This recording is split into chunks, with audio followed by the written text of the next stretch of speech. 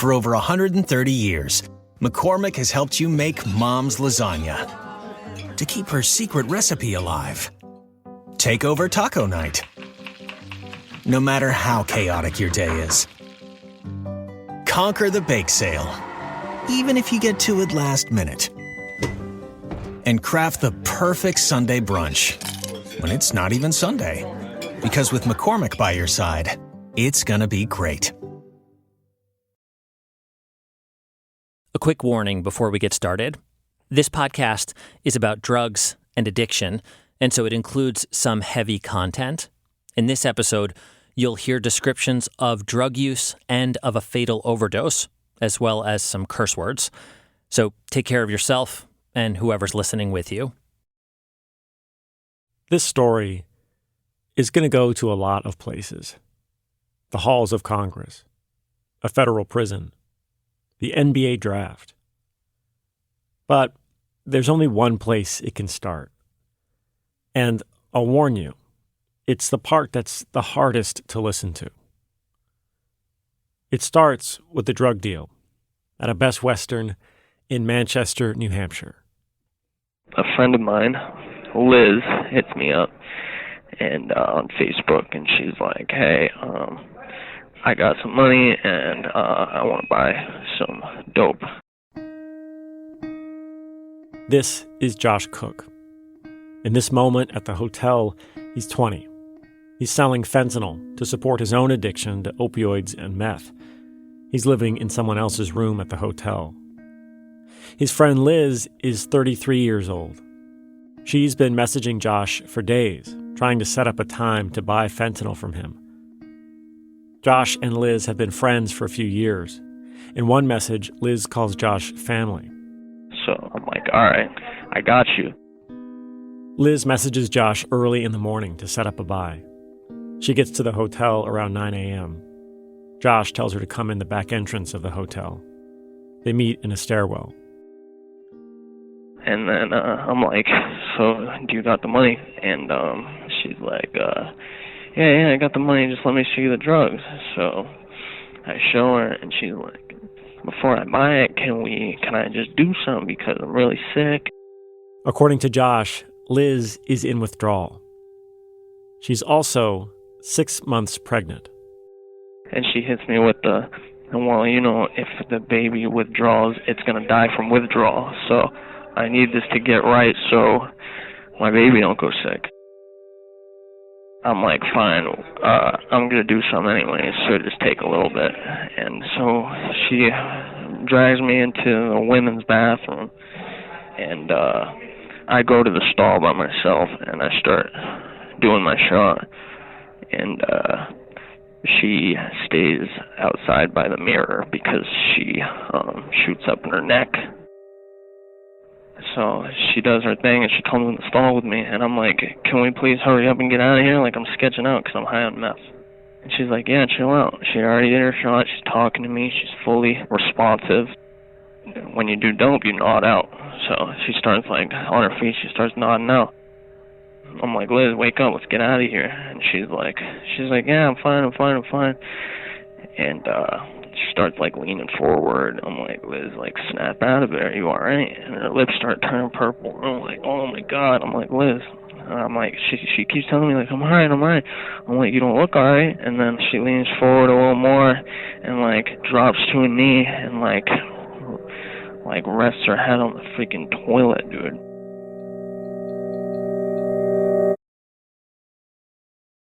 Paramedics try to revive Liz for more than 20 minutes. At 10:57 a.m. on February 6, 2018, they pronounce her dead. I've listened to that story many times now, and it never gets any easier to hear. Josh knows that too. Like, I know the story sounds like, I hate telling it because it makes me sound like a really messed up person. The day Liz died, Josh was arrested at the hotel by local police and taken to jail. And at first, he was charged with simple drug possession. But months later, federal prosecutors took over the case. They decided that what Josh did was much more serious than that. They charged Josh with distribution of controlled substances resulting in death. Often, that charge is just called death resulting. It's a crime with a mandatory minimum sentence of 20 years in federal prison. In the eyes of prosecutors, Josh didn't just give his friend Liz drugs. He killed her.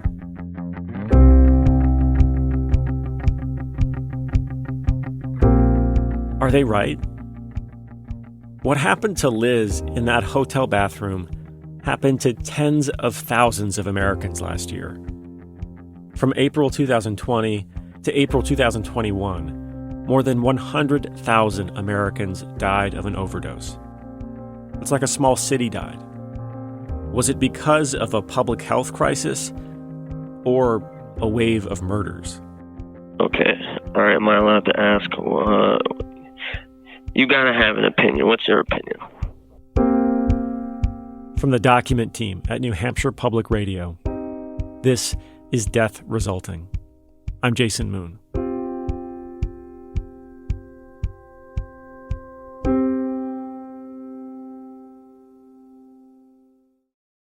I got interested in Josh's case because it's not your typical crime story. It's not a whodunit. The major facts are not in dispute. Josh admits he gave Liz the drugs that killed her. Instead, there's a different, tougher kind of question here that drew me in. Should that be a crime? Is an overdose really a murder? Right now seems to me a good time to ask.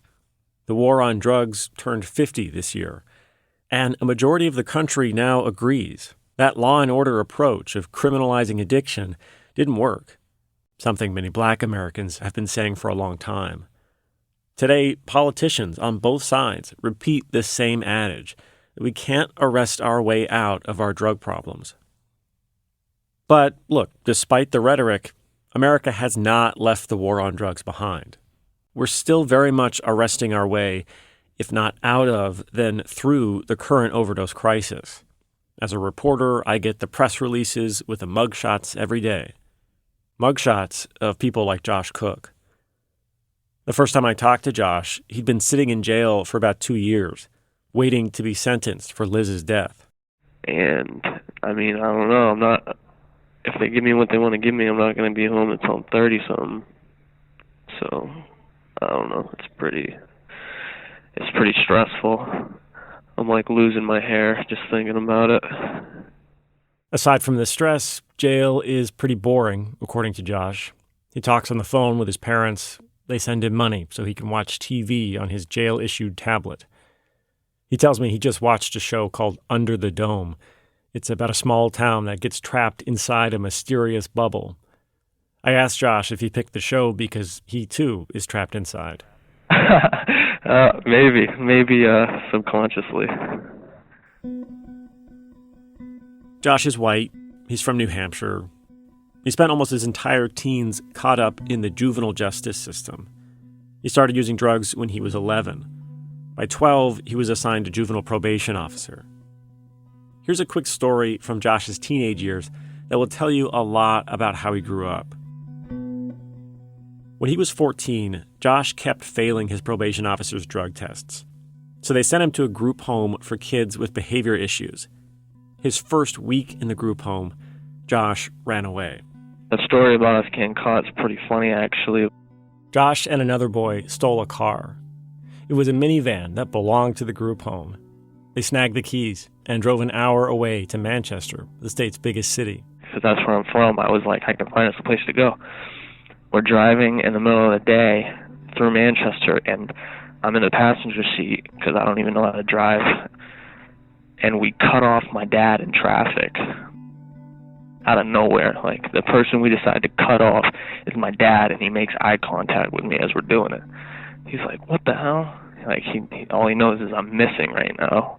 That's what the program told him, was I'm missing. And so he immediately starts following us, and gets on the phone with my probation officer, and is like, all of a sudden there's like 10 cops chasing us. And it was crazy. It was in the newspaper, like, teens caught in stolen car incident, like blew it up, when really we were just running away from a program.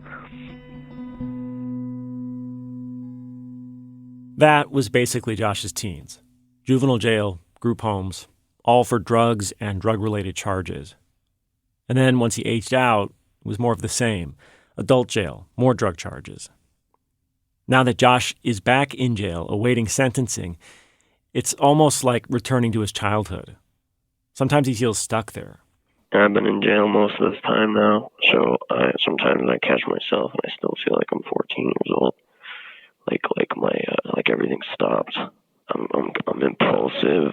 I'm easily influenced still. Like I'm a little kid, but I'm 23. Like I have grown up, but sometimes I catch myself and I'm like, wow, I feel like I'm still 14 years old. Josh told me he feels awful about what happened to Liz. He says her death was the worst thing that could have happened. But to Josh, serving a minimum of 20 years in prison for her overdose is crazy. I get high and I shared my drugs and somebody died, It sucks, but it's not like that. This happens to people every single day.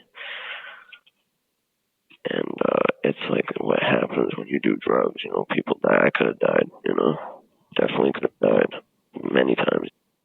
Josh says he's overdosed 7 times, once in a McDonald's bathroom. He's right that for so many people living with opioid addiction, overdose is just another fact of life. But that doesn't really matter under the death resulting law. And that leaves Josh and his attorney with a huge challenge. So audio's okay? Sound good? I'm recording now, if that's right with you? Fine. All right, great. Murat Erkin is Josh's court-appointed attorney. Murat is how I first learned about Josh's case. Last year, I got an email from his office. It was long, passionate, almost desperate. It said the federal prosecutors were hypocritical, their position morally indefensible. The email finished with, "The public needs to know about this case." I think that this probably might be one of the most absurd and perverse prosecutions that I've experienced as an attorney. Murat has shoulder-length hair. The day we talk, he has it in a short ponytail. Josh likes Murat. One time, he said Murat was a, quote, beast. Like a lot of defense attorneys, Murat has a talent for cussing in a way that makes him seem disarming. Lock up the pharmaceutical companies. Those are the individuals who would shit their pants if they had to go to jail, right? Go deter them by locking them up. Murat says Liz is not Josh's victim. They're both victims of addiction. Josh has been a drug user more than half his life. He's been suffering opioid addiction since he was 16. He wasn't some kingpin drug dealer. He couldn't even afford his own place. And sharing and selling drugs is a normal part of many drug users' lives. All of the government's rhetoric for its justification for incarcerating individuals as a salve to the drug crisis. The underlying premise is that drug dealers are preying upon victims. Well, now you're prosecuting the victim. Part of Murat wanted to take Josh's case to trial, to have it out with prosecutors, and then let a jury decide. But the federal death resulting law can be a real nightmare for defense attorneys. For one thing, it's what's known as a strict liability law. It doesn't require the state to prove anything about Josh's mindset, that he acted maliciously. All they have to show is that he gave Liz the drugs and that she died from taking them. Josh and Liz's messages over Facebook and the medical examiner's report make a strong case for that. And then there's the mandatory minimum sentence. If he lost at trial, Josh would get at least 20 years. This is the nature of minimum mandatories. I mean, they are designed to strip the person charged of the ability to put the case to a jury because, I mean, the consequences are so extreme. If you risk a trial, you risk it all.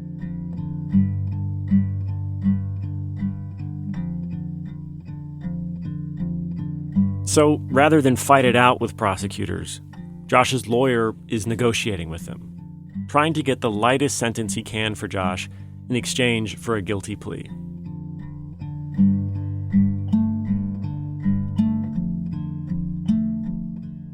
I should say, I reached out to several family members of Liz. They either didn't respond or declined to be interviewed. Out of respect for Liz and her family, we're not going to use her last name in this story. I did speak with acting U.S. Attorney John Farley. It's his office that brought the death resulting charge against Josh. We have an individual who died and whose unborn baby died as a result of Mr. Cook's conduct. And as a society, we have to have some way of acknowledging that human life has value. John Farley is a veteran of the war on drugs. He spent 25 years at the Department of Justice. He's prosecuted drug cases in California, Texas, Puerto Rico, Boston. These days, he's the top federal prosecutor in New Hampshire. I talked to John in his office in a big gray federal building in Concord, the state capital. John wears a black suit, white shirt, red tie, an outfit that indicates, correctly, that there will be no cussing in his interview. A number of years ago, we started working with our state attorney general jointly to look at overdose scenes as crime scenes, as potential murder investigations. John says his office started charging more death-resulting cases around 2016. At the time, New Hampshire was one of the states hardest hit by overdose deaths. Fentanyl has been such a deadly, deadly scourge on our community. We don't charge this charge every day. It's something that we do somewhat infrequently, but it has been charged much more frequently in the last few years because of the large number of fentanyl overdose deaths that we've been seeing. Not surprisingly, John doesn't see any hypocrisy in charging death-resulting cases. He says we already punish people for other kinds of reckless conduct that kills someone, like a drunk driver who hits a pedestrian. And John says doling out that punishment is really important. He says something you'll hear from a lot of prosecutors, especially when it comes to death-resulting charges, that these charges send a message, a warning that deters people from selling more deadly drugs. I think the deterrent message that Congress wanted to send is that no one should be selling drugs. These are deadly substances, and we don't want people selling poison on the street. Do you think that deterrence works? A lot of people say, look, these are people in addiction. They're not reading your press releases when you charge someone with death resulting. They don't know. And even if they did, they're in addiction, and that's not how the brain science of addiction works. They're not making rational choices. This is a little bit like trying to find the bell that didn't ring. We don't know who was deterred because they are the ones who don't commit the crimes. So we've had cases where people are concerned about doing drug transactions in New Hampshire because they're worried about the sentences that our judges impose versus in other states nearby. So there are deterrent effects out there. I'm certainly not going to suggest that every drug trafficker does that, but there are certainly some that do. So John says he knows of cases where the prospect of a long prison sentence deterred someone from selling drugs. He didn't offer specifics, but even if he's right, according to the Department of Justice itself, that's the exception. In 2016, the DOJ published a paper saying that long prison sentences do not deter future crime. So, as an argument for pursuing death-resulting charges, the idea that the minimum mandatory sentence deters anyone just doesn't hold much water, according to John's own agency. But John has another reason why death-resulting charges are worthwhile, one that's more philosophical. He says they match the seriousness of the crime. She did not deserve to die. And we as a society have to think about, and different people can have different opinions about what value to place on that human life.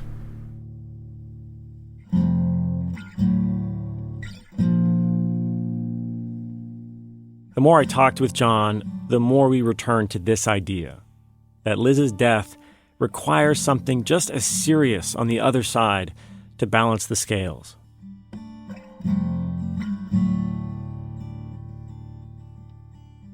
The prosecutors working under John eventually offered a plea deal in Josh's case. They offered to drop the death-resulting charge and its 20-year mandatory minimum. In exchange, Josh would have to plead guilty to a lesser charge, distribution of a controlled substance. And the judge would sentence him to between 13 and 17 years in prison. I don't say I shouldn't do time, because I definitely feel like I should be held accountable for the things I've done. But doing this much time is crazy, and I feel like that should be held for like people with like kingpin status or something, not somebody who could barely support his own habit. That's how Josh and his attorney Murat feel about the deal. But they also know they don't have much of a choice.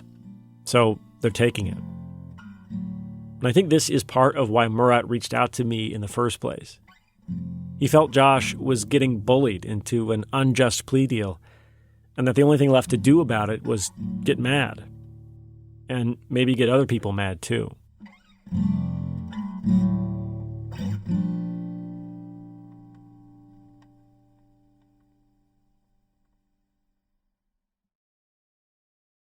In 2020, more Americans died of overdoses than any year in history.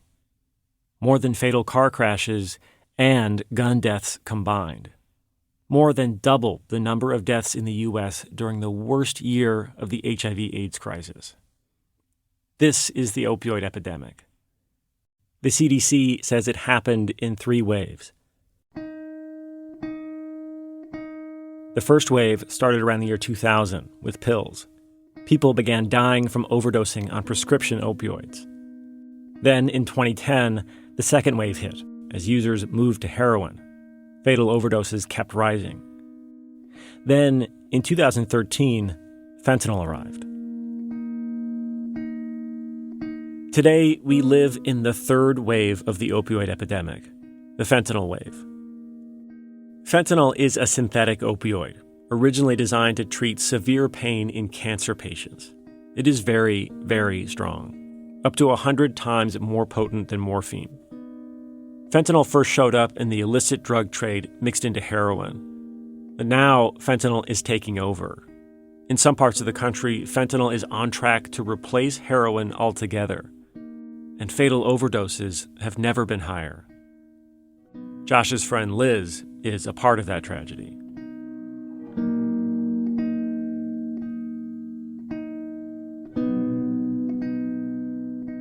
In the face of this third wave, some police and prosecutors responded with a get-tough approach. They started charging people with death resulting and using it as a threat. Here's one example. In 2017, a Florida sheriff released this video. I'm Lake County Sheriff Peyton Grinnell. Over the last month or so, I've had several phone calls from citizens in this county concerned about the number of overdoses. The sheriff stands at a podium, surrounded by cops who are trying to look intimidating. Their faces are covered with ski masks and sunglasses. Their arms are crossed. If our agents can show the nexus between you, the pusher of poison, and the person that overdoses and dies, we will charge you with murder. We are coming for you. Run.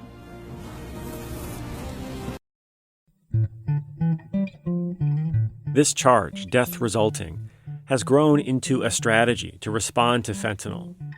Prosecutors have trained each other on how to use death resulting with webinars and white papers. One recommends training first responders, like EMTs, to collect evidence for a homicide charge at overdose scenes.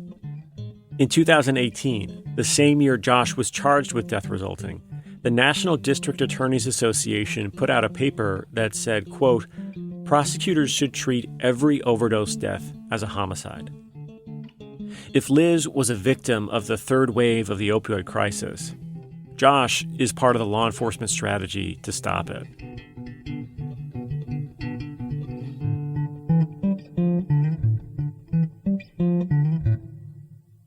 Is that strategy working? One way I wanted to get at that question was to find out how many people are getting charged with death resulting. And as it turns out, there's no easy answer to that. I was a little surprised to find there's no way to get a complete count of all death resulting cases in the courts. There's a federal death resulting law, but a bunch of states have their own version of it. And each court system uses its own database, and each database might call it something different: death resulting, drug-induced homicide, sometimes manslaughter. So there's no single place to find out how many people are getting charged with this. And that makes it kind of hard to know if this law enforcement strategy is working. We could talk about, like, the amount of work that goes into it. Oh, please. Okay.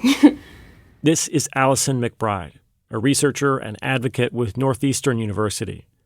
She works on a team of lawyers, public health experts, and community organizers who oppose the use of death-resulting laws. There needs to be more awareness. These cases are only going to increase if we continue to look at, carceral approaches to the overdose crisis. Allison and her team spent years trying to answer this basic question. How often are we charging people with murder for an overdose death? And they came up with a way to track these cases, a workaround to the disjointed way data is collected in the court system. Their team uses a tool developed by MIT called the Media Cloud.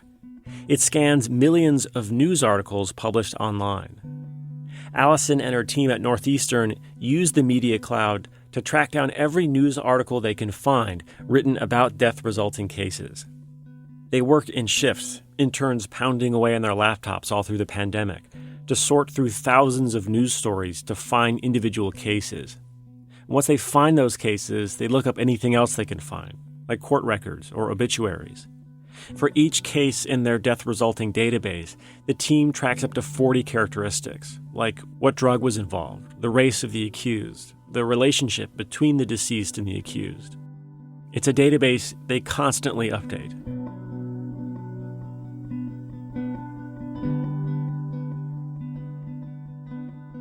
It's the most comprehensive answer we have to the question of how many people are getting charged with death resulting.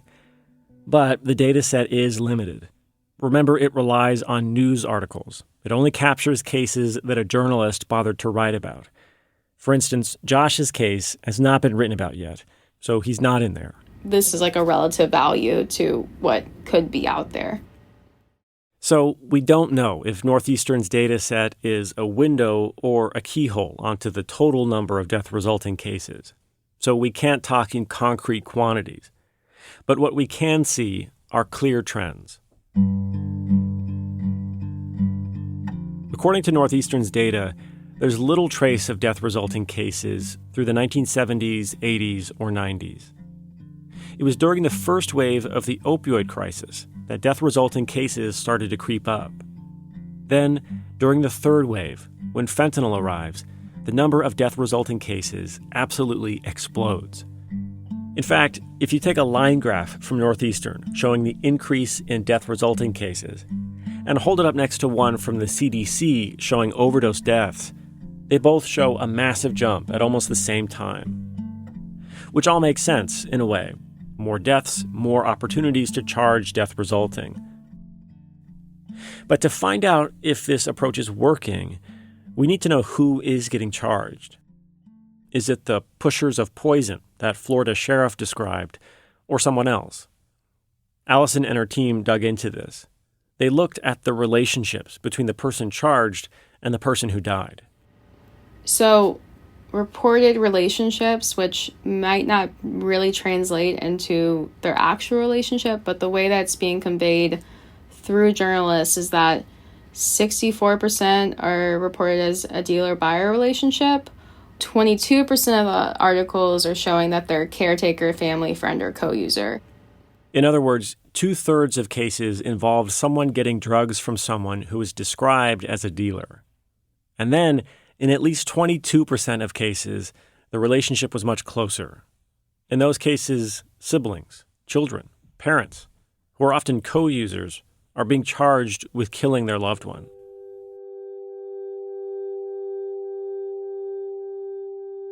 So death-resulting cases are rising, and sometimes people close to those who died are getting charged.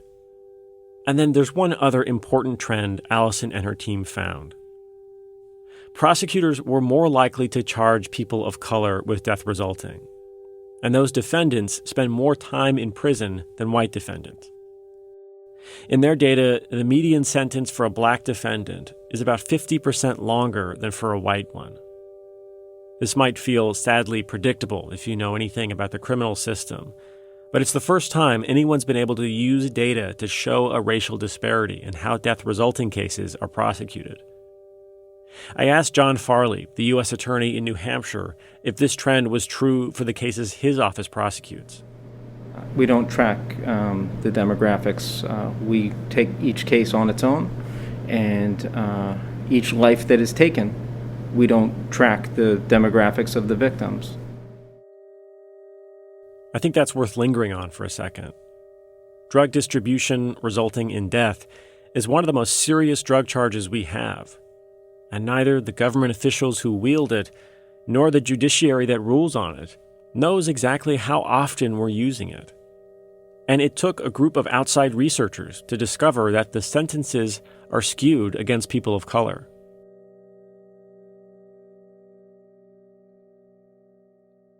The researchers at Northeastern made this database because they believe death-resulting prosecutions are wrong, and that they make the problem worse. They say it's not a mystery how to stop overdose deaths. Give drug users fentanyl test strips so they know what they're taking. Give them safe injection sites so help is nearby if they overdose. Make Narcan, the overdose reversal drug, easier to get. Make addiction treatment easier to access. Allison says medicalize the problem instead of criminalizing it. Threatening to put people behind bars is not going to stop people from using and having community to use with. It's just not going to. It's just sad to see people, die, and then, the people that love them are now being prosecuted.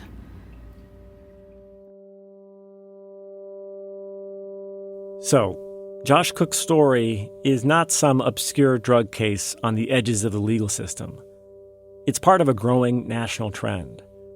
More than that, it's part of a law enforcement strategy.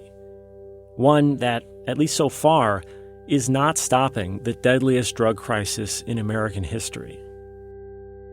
Which, to me, makes this question, should what Josh did be a crime in the first place, all the more important. Is an overdose really a murder? When I talked with John Farley, the U.S. attorney in Josh's case, I tried to get him to wrestle with that question. I asked him, why is this a crime? It's a crime because Congress made it a crime. At first, I thought it was kind of a flip answer. Like, that's just the way it is. But I think what John was really saying was more like, yeah, it's a tough question. But the people in charge, they already voted on it. And he's right. Congress did already vote on this. And it got me thinking, what's the story behind that? How did overdoses become murders in America?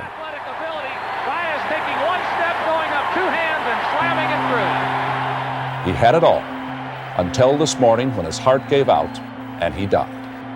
That's next time on Death Resulting.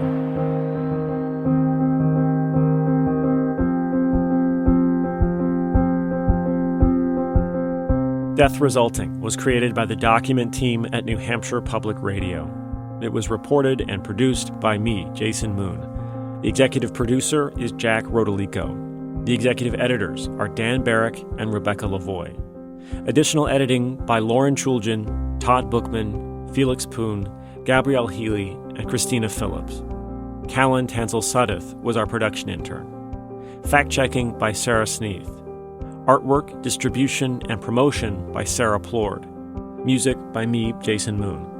You can find more of our reporting online at nhpr.org/document.